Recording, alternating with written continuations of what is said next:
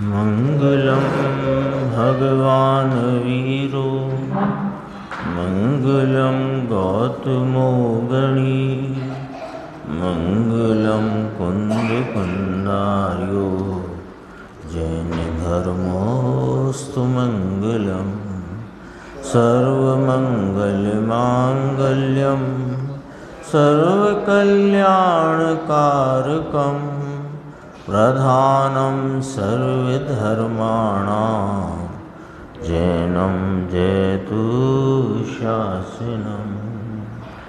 मैं नमो तीर्थनायक को, नमो ओंकार वाणी को, नमो उन कुंद प्रभु को जिन्होंने ओंकार धारण की।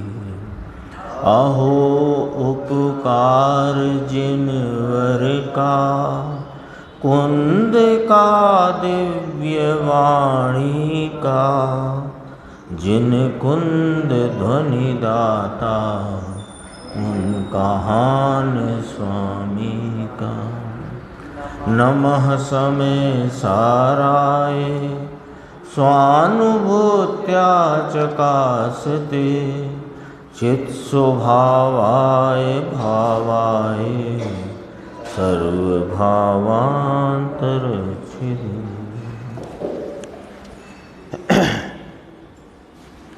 समय सार जी परमागम ग्रंथ है और परिशिष्ट के उपरांत जो साध्य साधक अधिकार या साध्य साधक द्वार के नाम से जो यहाँ पर टीकाकार आचार्य अमृतचंद्र देव ने 264 से 278 कलश यहाँ कहे गए हैं। तो अपनी जो चर्चा आज गुरुदेव श्री के माध्यम से अपन ने उनके प्रवचन में सुनी, वो 264 कलश से बात शुरू हुई। कुछ शक्तियों के संदर्भ से भी बात की थी। अस्तित्व वस्तुत्व आदि जो सामान्य गुण हैं वे भी शक्ति रूप से आत्मा में कहे गए।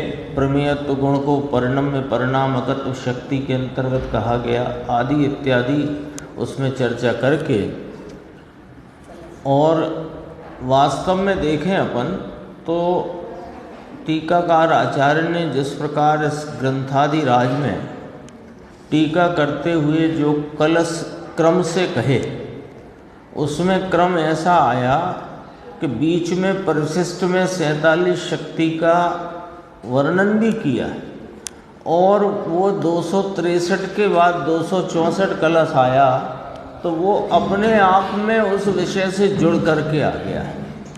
यानी वो इसलिए वो समय सार कलश टीका या समय सार कलश के नाम से स्वतंत्र ग्रंथ बन गया। इसलिए ही अपना जो था स्यादवाद अधिकार, उसमें वो सब 14 भंग आए थे, याद होंगे अपने को। सत असत तत अतत तत अतत सत असत एक अनेक नित्य नित्य 8 के हुए थे 14 भंग आकर के फिर ये कहा कि जो स्यादवादी है, यानी जो अनेकांत स्वरूप वस्तु को स्वीकार करता है, वह अपने आत्मा के हितरूप भाव को प्राप्त करता है और बाकी संसार में परिभ्रमण करते हैं। फिर कह कर के फिर 47 शक्तियाँ कहीं कि वहाँ परिशिष्ट में क्या प्रश्न रखा था कि ज्ञान मात्र आत्मा को कहते आए हो, तो क्या ज्ञान ही आत्मा में ज्ञान मात्र कहते हो, तो अन्य कुछ नहीं है क्या? तो कहा कि ज्ञान असाधारण स्वयं संवेद्यमान लक्षण होने से ज्ञान वह आत्मा ऐसा प्रमुखता से कहने में आया है, और इस ज्ञान लक्षण से जब आत्मा वस्तु को लक्षित किया जाए तो उस ज्ञप्ति मात्र भाव में अंतःपादनी अनंत शक्तियाँ उछलती हैं। उनमें से कुछ इस प्रकार हैं। ऐसे कहकर 47 शक्तियों की चर्चा टीकाकार आचार्य भगवान ने की।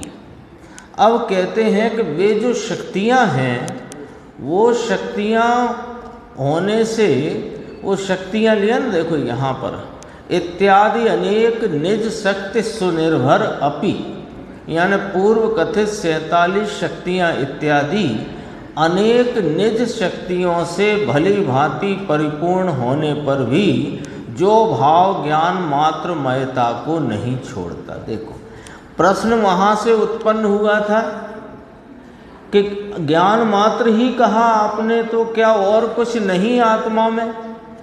तो कहा कि ज्ञान तो असाधारण स्वयं संवेद्यमान लक्षण होने से उसको प्रमुखता से आत्मा का लक्षण कहा गया, और अनंत धर्म, अनंत शक्तियाँ, अनंत गुण आत्मा में रहे हुए हैं। तो ऐसे करके 47 शक्तियों की चर्चा करी।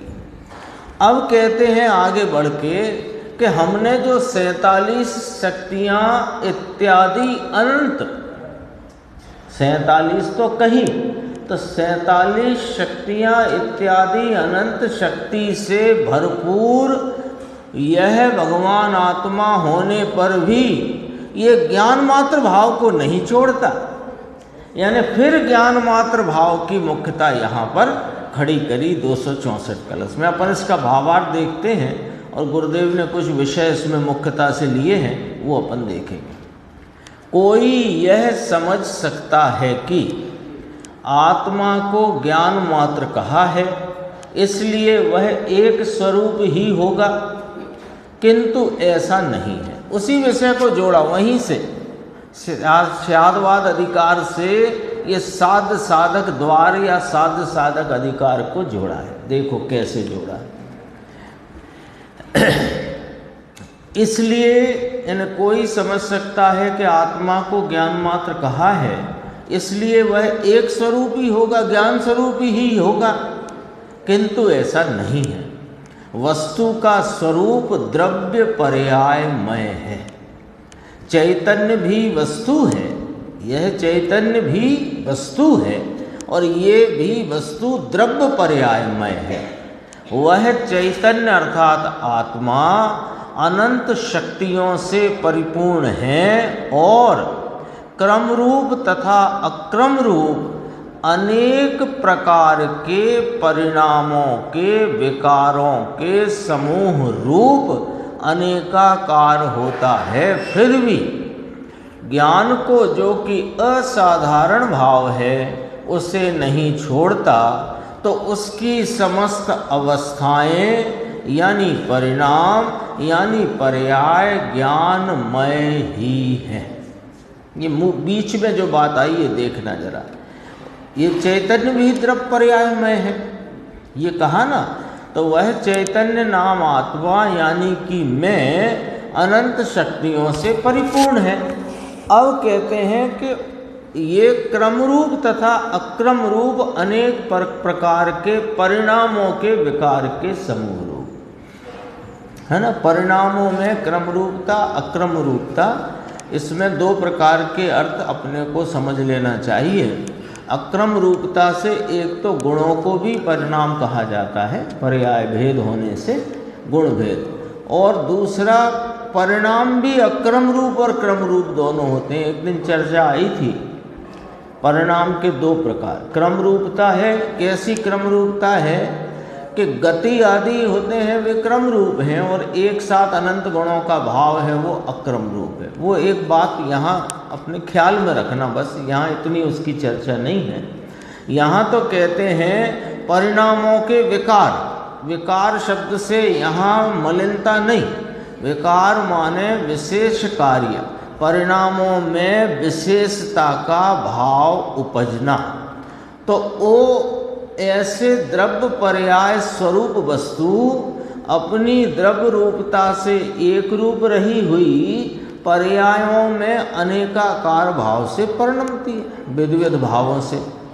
फिर भी ज्ञान भले उसमें आनंद, चारित्र, श्रद्धा, शांति, प्रभुता, विभुता, स्वच्छता, प्रकाशत्व, अस्तित्व, वस्तुत्व, द्रव्यत्व आदि अनेक भाव के परिणाम व्यक्त होते हैं, फिर भी वह ज्ञान जो कि इस चैतन्य भगवान का असाधारण भाव है उसको यह चैतन्य भगवान यानी आत्मा कभी छोड़ता नहीं है।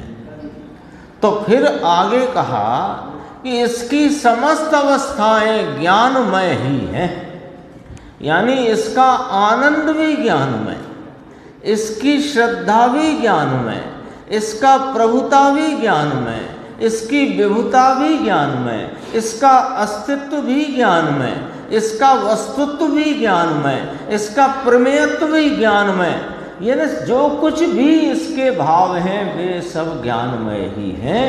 ये वाली बात 264 कलश में आचार्य अमृतचंद्र भगवान फरमाते हैं। इसमें देखो गुरुदेव जो इसकी खुलासा करते हैं, यहाँ 13 नंबर पेज है, वहाँ शायद 10-11 होगा, 11 होगा मेरे ख्याल से, देख लो आप, 11 ही है।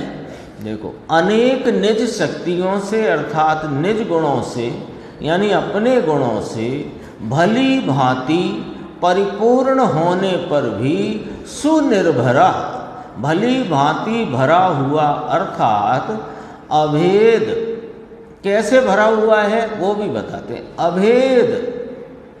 अभेद आत्मा अनंत गुण से, गुरुदेव ने पीछे कहा था जैसे तपेली में दूध भरा है ऐसे नहीं, जैसे शक्कर में मिठास है इस प्रकार, इसका नाम अभेदता। अभेद आत्मा अनंत गुण से उसमें इसने कभी नजर नहीं की। पर्याय बुद्धि वाला वस्तु की बुद्धि करने को कभी निवृत्त नहीं हुआ, फुर्सत नहीं ली। कौन? अनादि अज्ञानी जीव पर्याय बुद्धि वाला, इसने पर्याय बुद्धि की में उसकी दृष्टि में भ्रांति का सेवन करते हुए पर्याय में होते भावों को ही देखने में और उसमें ही अपनापना करता हुआ मशगूल रहा, लेकिन अपने स्वरूप को देखने की इसने फुर्सत न ली। भारी काम भाई, ऐसा करे तो हो, ऐसा कुछ आया नहीं। देखो इसमें तो ऐसा कुछ आया नहीं कि ये करोगे तो कुछ होगा, परंतु ये करे तो हो, ये नहीं आया क्या? देखो लोग कहते हैं ना कुछ करने की तो बताओ, आप कुछ करने का कहो तो हम कर देते हैं। धर्म करना है तो आप बता दो धर्म के लिए क्या करना है, तो करना है ना, नजर करना है। अनादि से पर्याय में वर्तता राग और राग के निमित्त परद्रव्य, ये पूरे एक दिशा है, एक दिशा। पर्याय में वर्तता राग, राग के निमित्त पर वस्तु, पर द्रव्य, तो उधर ही तुम देखते रहे और वहीं अपनापन करते रहे। तो अब कुछ करना है, क्या करना है साहेब बता दो, कि बस इतना करना है कि ये जो पर्यायों पर तुम्हारी नज़र पड़ी है, तो एक बार तुम जो सर्वज्ञ देव आचार्य भगवान कहते हैं कि ये चैतन्य भगवान तो अनंत शक्तियों से अभेद रीति से भरा पड़ा हुआ है, एक बार इसकी नज़र कर, तो ये करना नहीं है क्या? इसको तो तुम कुछ करना मानते ही नहीं, तुमको तो लगता है कुछ कार्यक्रम बताओ, सुबह 6 से 7 तक क्या करना, 7 के बाद क्या करना, फिर क्या करना, फिर क्या करना। इसको करना मानता है, जो कर सकता नहीं उसको करना मानता है, और जो कर सकता है उसे तो ये करता भी नहीं और करना मानता भी नहीं। कर सकता है क्या बताओ? आंख बंद कर सकते हो निर्देश भाई, आंख खोल सकते हो? डॉक्टर साहब के पास गए तो सांस तेज तेज लो, अब धीमे लो, सांस रोको, सांस छोड़ो, कर सकते हो? नहीं कर सकते, उसमें करने पने की बुद्धि से पीड़ित है। और जो कर सकता है, क्या कर सकता है कि जो अपनी नज़र अपने उपयोग की वृत्ति की दिशा पर में है, उसे छोड़कर स्वस्वरूप सन्मुख कर सकता है, वो करने को तो करना नहीं गिनता, ये कहा यहाँ। हाँ, वो क्या है कि कर्तृत्व से इतना पीड़ित है, पीड़ित ही है, कर्तृत्व की पर में कर्तृत्व पने की बुद्धि से इतना पीड़ित है कि इसे पर में करने का काम काम लगता है और मैं कर दूंगा, उसमें कौन सी बड़ी बात है। क्या त्याग करना है बता दो, वस्त्र छोड़ दूं, जंगल चला जाऊं, आप कह भर दो, बस सब कर दूंगा। अरे तेरे जब वस्त्र नहीं तो क्या छोड़े तू और क्या ग्रहण करे। करने का देखो गुरुदेव, ये करे तो हो, ये नहीं आया क्या। ऐसा आत्मा है, उसके सामने नजर करे तो कल्याण हो। वीतराग परमात्मा त्रिलोकनाथ सर्वज्ञ देव की ये वाणी है। ऐसा आत्मा गुण से भरपूर है, भरपूर। भरपूर शब्द कहाँ से आया कि सुनिर्भरा, नि उपसर्ग डाला बात है। सु माने भली प्रकार से, भली रीति से, भरा होने पर भी। अब देखो इसका मूल भाव कलश का, यह भाव ज्ञान मात्र मयताम न जहाती। ज्ञान मात्र मयताम, जो भाव ज्ञान मात्र मयता को नहीं छोड़ता। अनंत शक्तियों को अपने में लेकर के भली प्रकार जो अनंत शक्तियाँ इसमें भली प्रकार रही हुई हैं, तो भी ये अपने ज्ञान मात्र महता को नहीं छोड़ता। उन शक्तियों के प्रत्येक कार्य में वो ज्ञान महता व्याप रही है। कल आए थे ना 23 बिंदु, एक शक्ति में अनंत गुण है, अनंत शक्ति, वो अनंत शक्तियाँ हैं, अनंत शक्तियों में प्रत्येक शक्ति का अपने 3 भंग बीच में भी आए थे। अनंत शक्तियों में अनंत शक्तियों का रूप है, प्रत्येक शक्ति में अनंत शक्ति का रूप है, इसलिए अनंत शक्ति में प्रत्येक शक्ति का रूप है। आए थे। गुण और स्वभाव में ज्ञान मात्र महता का अर्थ क्या कि गुण में और स्वभाव में जानने का जो भाव है वो कभी नहीं छूटता। निगोद में रहे तो भी नहीं छूटता, त्रस में रहे तो नहीं छूटता, सिद्ध हो जाए तो नहीं छूटता। कहाँ छूटे। शक्कर में समझाते हैं, शक्कर में अस्तित्व, वस्तुत्व, प्रमेयत्व गुण है कि नहीं। स्पर्श रस गंध वर्ण तो है ही। अस्तित्व, वस्तुत्व, प्रमेयत्व गुण शक्कर में है कि नहीं। तो होने पर भी शक्कर मिठास गुण को कभी नहीं छोड़ती है।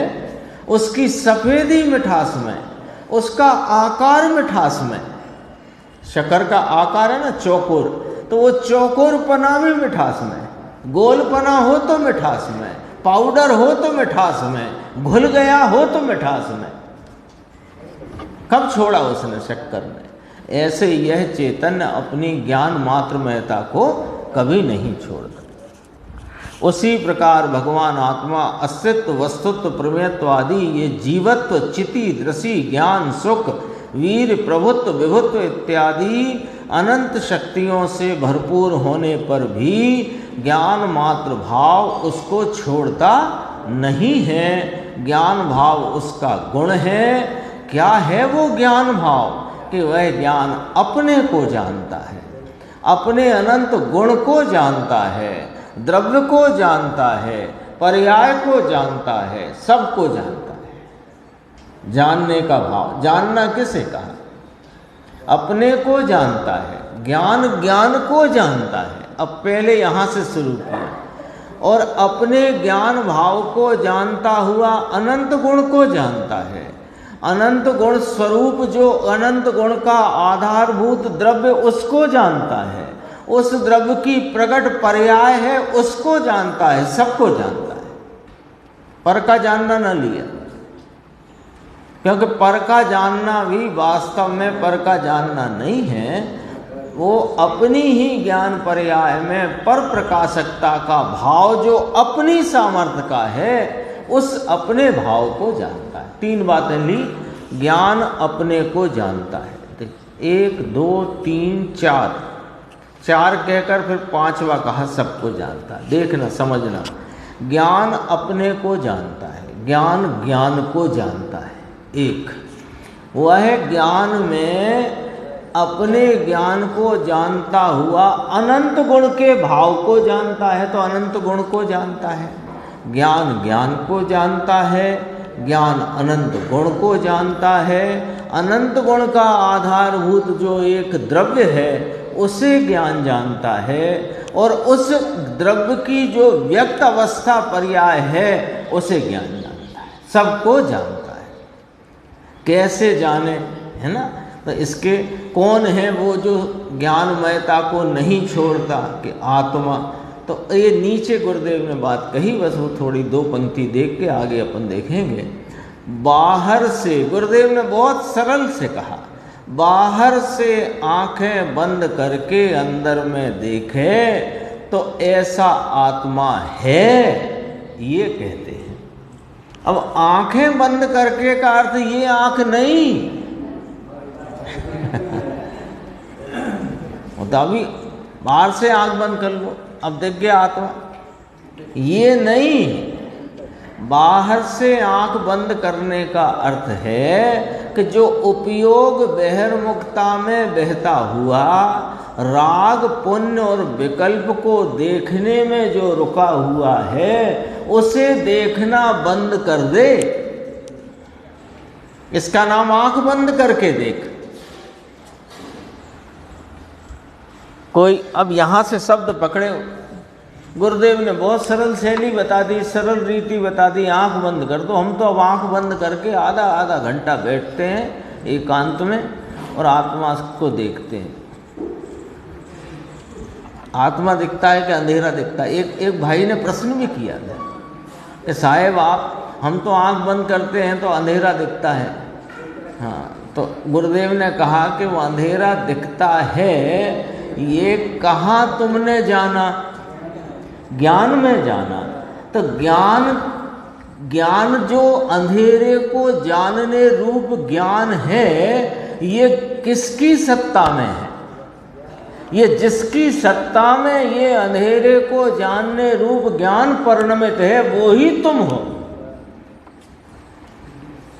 तो आंख बंद करके देखना माने जो उपयोग बाहर की वृत्ति में लगकर उसकी तरफता उसकी ओर बढ़ता हुआ राग को पुण्य को विकल्प को देखने में रुका है, इसका नाम बाहर तेरी आंख खुली है। ये आंख बंद कर दे, यानी राग पुण्य विकल्प को देखना बंद कर दे। ये चर्चा है 15 नंबर पेज पे, थोड़ी चर्चा है उसमें, नंबर आप देखना कौन सा आया है। चिर विलास की चर्चा ली है थोड़ी सी, इसलिए मैं ले लेता हूँ कि वो बात विशेष गुरुदेव के मुख से अपने को मिल रही है, तो अपन उसको थोड़ा जरा रिवीजन भी हो जाता है। जिनने सुन लिया और नहीं सुना है उनके सुनाई पड़ जाएगा कि गुरुदेव ने क्या लिया। 12 पेज है। एक समय की पर्याय रूप से वस्तु है। देखो, एक समय की पर्याय रूप से वस्तु है। बात कहाँ से कही? क्योंकि वस्तु है, ये कहाँ देखा आपने? पर्याय में देखा ना। कहाँ देखोगे? जहाँ व्यक्त है वहीं तो देखोगे। तो एक समय की पर्याय रूप से वस्तु है। वो एक समय की वस्तु जो आत्मा त्रिकाली, वो त्रिकाली आत्मा का एक समय का व्यक्त परिणाम है। वो उसका परिणाम एक समयवर्ती है और वहाँ ही सिद्धि करेंगे वस्तु की, वही सिद्धि है। लेकिन एक समय मात्र वस्तु नहीं है, वस्तु अनादि अनंत ध्रुव स्वरूप है। कहाँ देखोगे? देखोगे कहाँ? कि जहाँ है व्यक्त वहाँ ही देखोगे ना।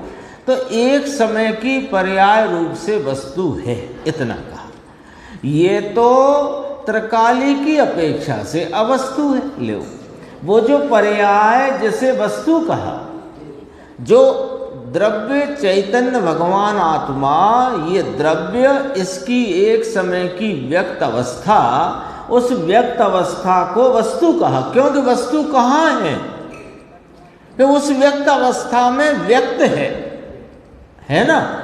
अब उसको वस्तु कहा, लेकिन वह एक समय मात्र की ही तो नहीं है, वह तो त्रिकाल वर्तने वाली, रहने वाली अनादि अनंत वस्तु है।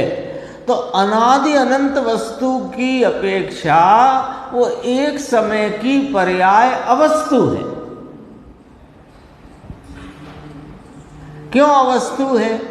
कि वो पर्याय मात्र वस्तु नहीं है, इसलिए वो त्रिकाली की अपेक्षा वो एक समय का पर्याय भाव अवस्तु है। ये शैली अपने को समझना पड़ेगी। आचार्य भगवंतों की, ज्ञानी धर्मात्माओं की, मुनिराजों की ये शैली अपन समझेंगे तब वस्तु स्वरूप अपने सामने स्पष्ट जानने में आएगा। अपन क्या कोई एक चीज पकड़ते हैं फिर दौड़ लेते हैं, तो फिर वो बात पूरी जमती नहीं। अभी पर्याय वस्तु कह दी और पर्याय बुद्धि को आप मिथ्या दृष्टि कहते हो, तो ये कैसे बात हो गई कि पर्याय में ही वस्तु तुम्हें मिलेगी, लेकिन पर्याय मात्र वस्तु नहीं है ऐसा निर्णय करोगे तो पर्याय के पर्यायपने से रहित, पर्याय में पर्यायपने से रहित जो भाव है वो अपना चैतन्य तत्व है, वो आश्रय भूत तत्व है, वो दृष्टि का विषय रूप तत्व है। वो कहाँ मिला? पर्याय में। पर्याय में पर्यायपने से रहित जो अनादि अनंत ध्रुव स्वरूप वस्तु है उसकी अपेक्षा पर्याय अवस्तु है। ये चिद विलास में भाई ने लिया है, चिद विलास में लिया भाई नामदीप चंद जी कासलीवाल साहब। तो चिद विलास में लिया कि पर्याय वस्तु है या कि अवस्तु है। स्वयं की अपेक्षा से वस्तु और द्रव्य की अपेक्षा से अवस्तु, पर्याय पर्याय की अपेक्षा से वस्तु और द्रव्य नाम त्रिकाली की अपेक्षा से अवस्तु। अर्थात समझाते हैं, जैसे आत्मा है ये वस्तु स्वयं, अभी उदाहरण दिया, आत्मा है, आत्मा पूरा, अभी द्रव्य पर्याय का भेद नहीं खड़ा करते। आत्मा है तो आत्मा की अपेक्षा से शरीर वरीर अवस्तु, आत्मा वस्तु तो शरीर अवस्तु, लेकिन शरीर शरीर की अपेक्षा वस्तु। ठीक है ना? ये वाला दृष्टांत है। आत्मा वस्तु है, इसकी अपेक्षा से शरीर आदि अवस्तु है, शरीर की अपेक्षा से शरीर वस्तु है, परंतु इस आत्मा के निज स्वभाव की अपेक्षा से शरीर अवस्तु है। बराबर है, वस्तु स्वयं द्रव्य है तो उसकी अपेक्षा से ये सब द्रव्य अद्रव्य है। ये द्रव्य वह नहीं, इसलिए इसे अद्रव्य कहा। उसी प्रकार आत्मा का क्षेत्र असंग प्रदेशी स्व क्षेत्र, पर्याय की बात करी थी। पर्याय अपने लिए पर्यायपने से वस्तु और त्रिकाली की अपेक्षा से पर्याय अवस्तु। अब कहते हैं आत्मा का क्षेत्र असंग प्रदेशी स्व क्षेत्र है, उसकी अपेक्षा से पर का क्षेत्र अक्षेत्र है। पर का क्षेत्र पर की अपेक्षा क्षेत्र और मेरे क्षेत्र मेरे विस्तार की अपेक्षा अक्षेत्र। ऐसे अपनी अवस्था से स्वयं स्वय अवस्था का स्वयकाल वह अस्ति है, उसकी अपेक्षा से परकाल की नास्ति है। तो अर्थात परकाल है ही नहीं, अकाल है वो। परकाल है वो अकाल है, और स्वभाव की अपेक्षा से भाव है तो अपनी अपेक्षा से दूसरा सब अभाव है। तो ऐसे आया ना, पर्याय वस्तु तो पर्याय की अपेक्षा वस्तु और त्रिकाली द्रव्य की अपेक्षा पर्याय अवस्तु। ऐसे अपना स्वक्षेत्र वह क्षेत्र और पर का क्षेत्र वो अक्षेत्र, स्वकाल वह काल और परकाल वह अकाल, स्वभाव वह स्वभाव माने भाव और पर भाव माने उस वो अभाव। ये लॉजिक लिया चिद्विलास में। इसी प्रकार आत्मा में त्रिकाली द्रव्य की अपेक्षा से पर्याय की नास्ति है। त्रिकाल में वह है नहीं, परंतु पर्याय की अपेक्षा से पर्याय वस्तु है, अस्थि है ना, एक समय का सतरूप अस्थि भाव है ना, कार्य ही वह है, प्रगटता ही वह है। सम्यक दर्शन ज्ञान चारित्र वह कार्य है, वह कार्य भी एक पर्याय है, अवस्था है, सत है। द्रव्य सत, गुण सत, पर्याय सत, तीनों सत है। भारी बात भाई। द्रव्य सत, गुण सत, पर्याय सत। पर्याय सत है कि नहीं? पर्याय पने एक समय का वर्तमान सत है, उसी वर्तमान सत के काल में, उसी वर्तमान में वो पर्याय त्रिकाली की अपेक्षा से पर्याय असत है। ये यहाँ पर कहना था। तो इससे फायदा क्या हुआ? कि फायदा ये हुआ कि अनादि से कोई कहे कि ये बारीक बारीक बातें इसमें निकाल ली और कह दी, हमें क्या लाभ ये सब सुनने समझने से? कि अनादि से हमारी बुद्धि पर्यायों में भ्रमती है, उसमें ही हमारा एकत्व चला आया है। तो पर्याय मात्र मेरा स्वरूप नहीं है, मैं तो त्रिकाल अनादि अनंत ध्रुव स्वरूप एक रूप ऐसा चैतन्य महापदार्थ हूँ जो अनंत शक्तियों से भरा हुआ होने पर भी अपनी ज्ञान मात्र महता को कभी छोड़ता नहीं। वो जो वस्तु है सो मैं हूँ, पर्याय मात्र में नहीं। इस निर्णय के लिए यहाँ पर ये चर्चा अपने सामने आई। कार्य सम्यक दर्शन ज्ञान चारित्र वह कार्य है, कार्य भी एक पर्याय है, अवस्था है, सत है। द्रव्य सत, गुण सत, पर्याय सत, तीनों सत हैं। भारी बात भाई। 17 नंबर पेज पे थोड़ी चर्चा है, देखो यहाँ से ये एक प्रश्न आया होगा प्रमाण का विषय, उसके ऊपर की पंक्तियाँ देख लेना जरा, है ना। अनेक प्रकार का द्रव्य पर्यायमय, लो देखो दोनों इकट्ठे लिए, ये थोड़ी बात समझने की है। अनेक प्रकार का द्रव्य पर्यायमय, द्रव्य को पहले क्या सिद्ध किया? अनंत शक्तियाँ जिसमें भली प्रकार से रही हुई हैं, ऐसी वे शक्तियाँ अनेक रूपता स्वरूप, तो अनेक प्रकार कहा उसमें, अनेक प्रकार का द्रव्य। फिर वो द्रव्य है कैसा? कि द्रव्य पर्यायमय है, द्रव्य पर्याय स्वरूप है, ये कहा। ये देखो दोनों इकट्ठे लिए। द्रव्य पर्यायमय चैतन्य, भगवान आत्मा द्रव्य अर्थात वस्तु से, गुण अर्थात अविनाशी गुण, और पर्याय अर्थात क्षण क्षण में बदलती अवस्था, उससे चैतन्य अर्थात ऐसा वह चैतन्य भाव आत्मा इस लोक में वस्तु है। इसको खड़ा किया। आत्मा यानी मैं, यह चैतन्य तत्व, यह चैतन्य वस्तु किस प्रकार हूँ? अभी अपन ने देखा ना, वस्तु अवस्तु, पर्याय अपने पर्याय महता से वस्तु है, और वही पर्याय द्रव्य त्रिकाली की अपेक्षा से अवस्तु है। तो दो भाव सामने आए कि नहीं आए? दो भाव आए, द्रव्य भाव और पर्याय भाव, दो भाव आए। उसी बात को यहाँ कहते हैं, कलश में कहा। ये जो बोल्ड अक्षर है ना, ये श्लोकार्थ में से है कि अनेक प्रकार का द्रव्य, यह चैतन्य भगवान अनेक प्रकार माने अनेक शक्तियों का पुंज द्रव्य पर्यायमय है। द्रव्य पर्यायमय है, तो द्रव्य पर्यायमय जो आत्मा इस लोक में वस्तु है, वस्तु सिद्ध करी। वस्तु कैसी सिद्ध करी? द्रव्य पर्याय स्वरूप वस्तु सिद्ध करी। ठीक है ना?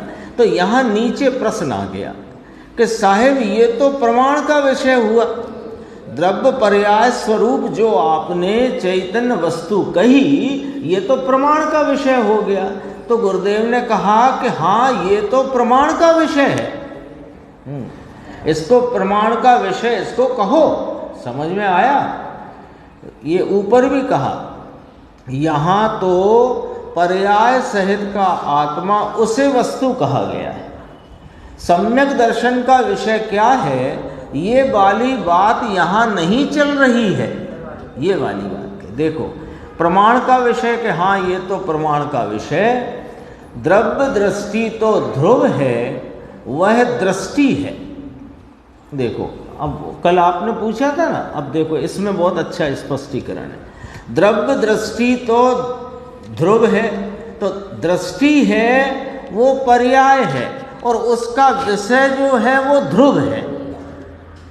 द्रव्य दृष्टि, द्रव्य की दृष्टि, जिस दृष्टि में द्रव्य वर्तता है वो द्रव्य दृष्टि। आपकी नज़र कहाँ है? कि दरवाजे पर, तो दरवाजे की नज़र, ऐसे बोलते ना, दरवाजे की नज़र। तो दरवाजे की नज़र है क्या? अरे नज़र जिसको विषय कर रही है उसकी नज़र। तो जो दृष्टि कौन है? निर्देश पर्याय। वो पर्याय जिसको विषय बनाती है वो पर्याय को विषय नहीं करती। पर्याय जब पर्याय को विषय न करती हुई द्रव्य स्वभाव को विषय करती है वो द्रव्य दृष्टि, वो द्रव्य। तो द्रव्य और दृष्टि दो हुए ना। देखो सम्यक दर्शन का विषय तो ध्रुव ही है, प्रमाण का विषय वो सम्यक दर्शन का विषय नहीं है। सम्यक दर्शन का विषय तो ध्रुव ही है, सम्यक दर्शन की पर्याय है। जो सम्यक दर्शन है वो पर्याय है और उसका विषय है वो ध्रुव है। श्रद्धा गुण तो त्रिकाल है, श्रद्धा गुण वो त्रिकाल है। सम्यक दर्शन की जो पर्याय है उसका विषय तो ध्रुव है। समझ में आया? परंतु जहाँ ध्रुव का स्वीकार हुआ तब सम्यक दर्शन हुआ, वह पर्याय हुई। सम्यक दर्शन हुआ माने वह पर्याय हुई।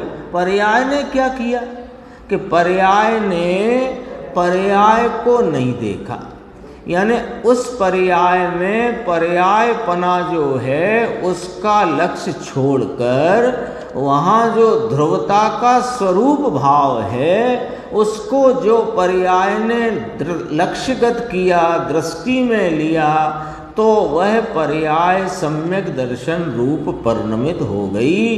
तो सम्यक दर्शन कौन है?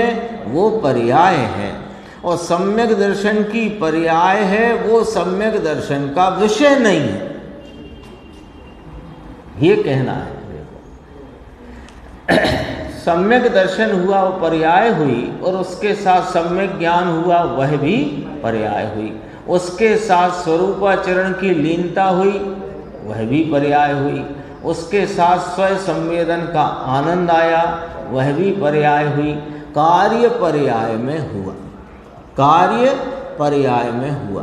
तो द्रव्य पर्याय में वस्तु है ये सिद्ध हुई कि नहीं हुई?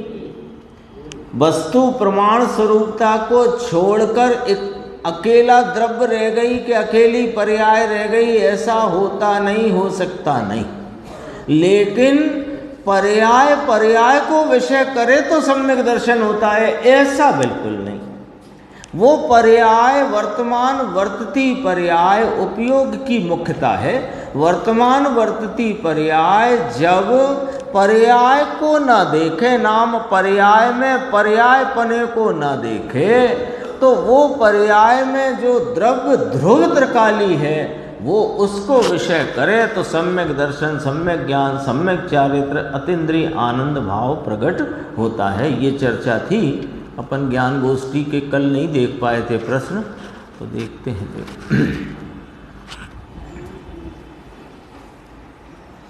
402 नंबर। यदि पर पदार्थ को ज्ञानी अपना नहीं मानते तो मेरी पुस्तक, मेरी वस्तु, मेरी पत्नी, मेरा पुत्र, मेरा मकान, मेरी दुकान ऐसा क्यों बोलते?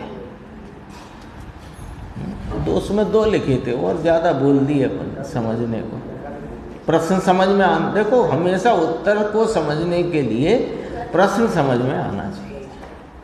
यदि पर पदार्थ को, पहले तो ये देखो कि ज्ञानी पर पदार्थ को अपना मानते हैं कि नहीं मानते हैं।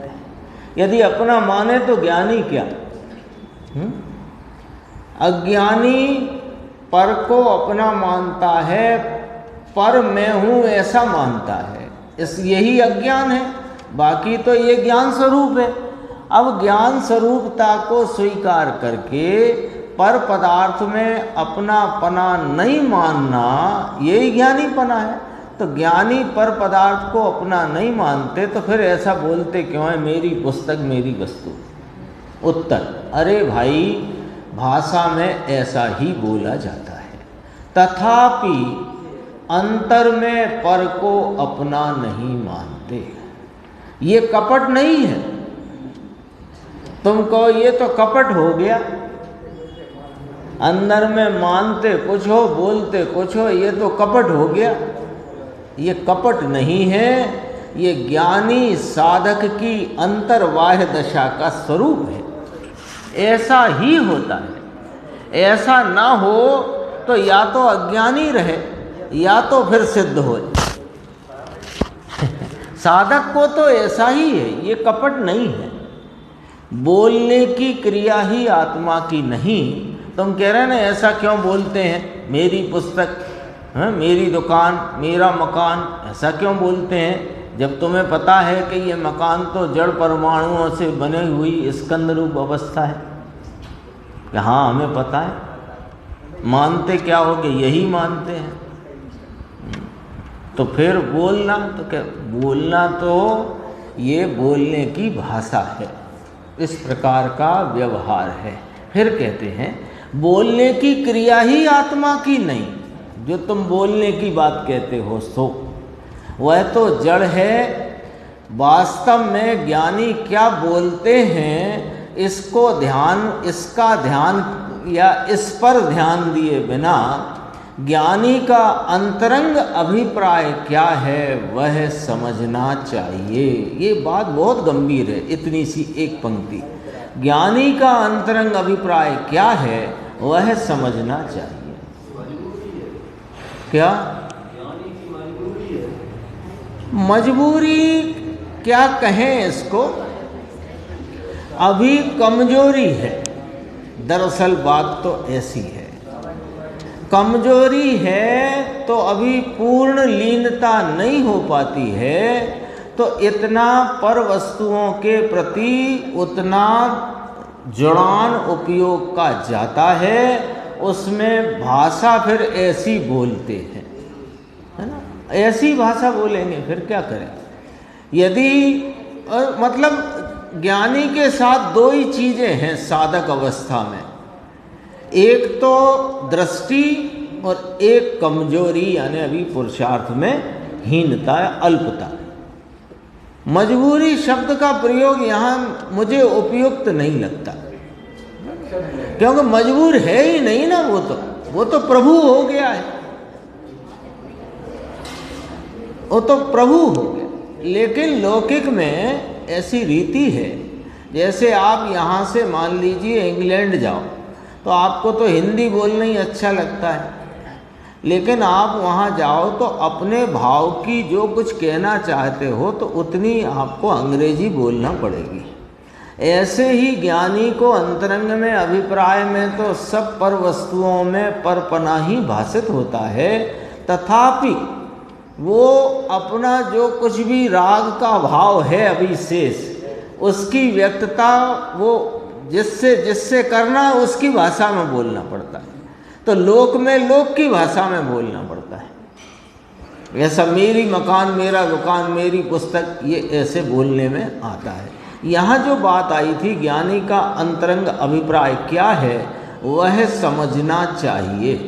यानी मूल बात ये है कि ज्ञानी के नकल करो तो उसके अभिप्राय की करो। ज्ञानी के औदयिक भावों की, उसकी कमजोरी की, उसकी कमजोरी में उत्पन्न होते हुए जो शुभ राग आदि के भाव हैं उनकी क्या नकल करते हो? नकल करना है तो उसके अंतरंग अभिप्राय की नकल करो का अर्थ है उसका अनुसरण करो। नकल का अर्थ यहाँ ये है। भूतकाल के दुखों का स्मरण क्यों करना? अगला प्रश्न है 403। भूतकाल के दुखों का स्मरण किस लिए करना?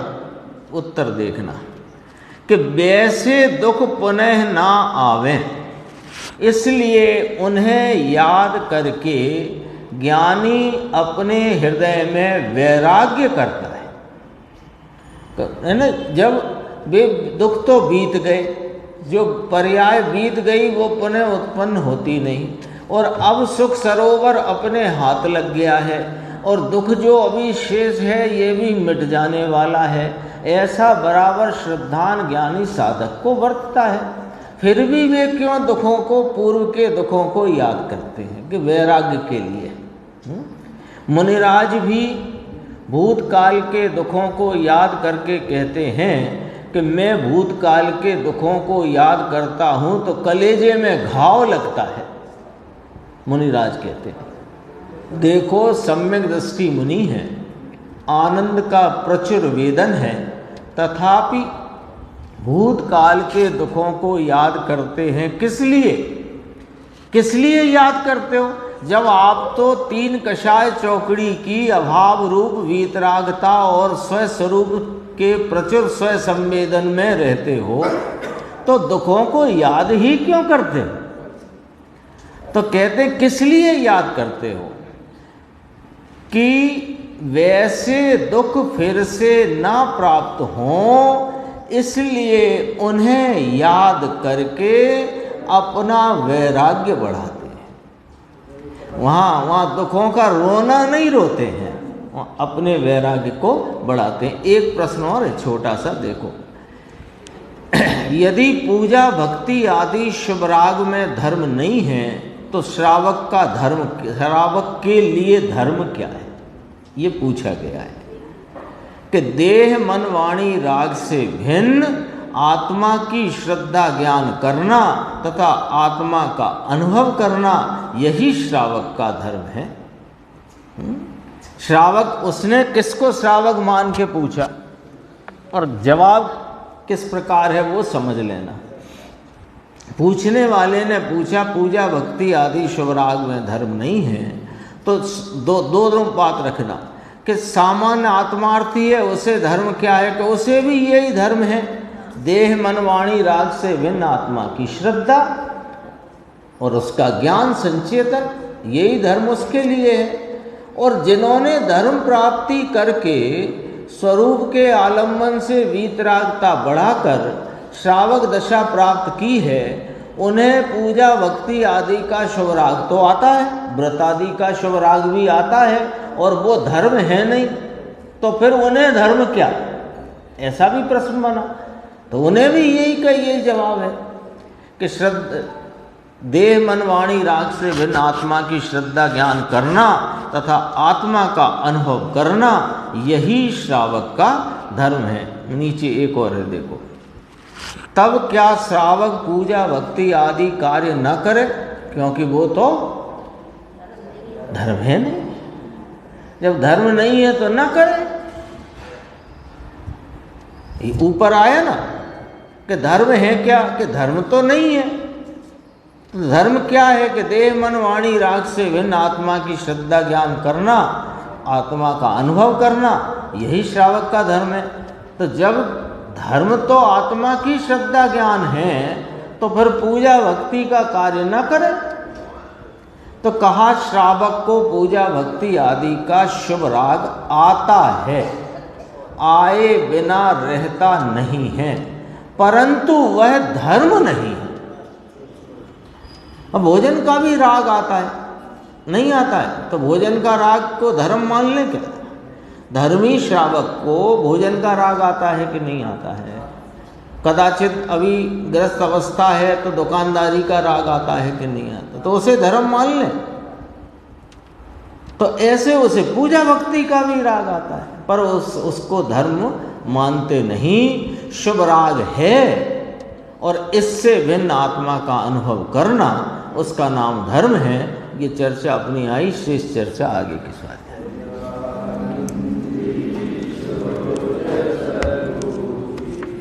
अविनाशी